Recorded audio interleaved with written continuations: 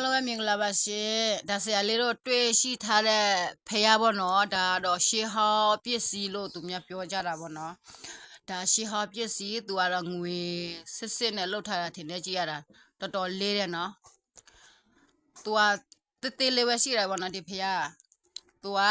ဆရာလေးတို့ဒီမှာအဖိုးကတွေ့ထားတာဟိုငပြောပေအောက်မှာပေါ့နော်ငပြောပေစိုက်တော့ကတော့ဒီဖះကိုမတွေ့ဘူးငပြောပြပြနှုတ်တဲ့ချိန်မှာဒီဖះကိုတွေ့ရှိရထားတာပေါ့နော်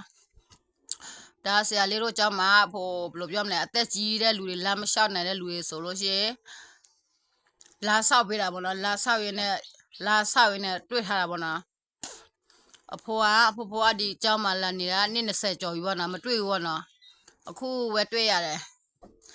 ဟိုဖူးချင်တဲ့လူရှိလို့ရှိရင်လည်းလာဖူးနိုင်ပါတယ်ဘောနော်တွေ့ချင်တယ်ဆိုရင်လာတွေ့လို့ရပါတယ်လို့အပြင်မှာဒါမဲ့မကြည့်ဘောနော်သေးသေးလေးပဲရှိပါတယ်ဒီဖရားနော်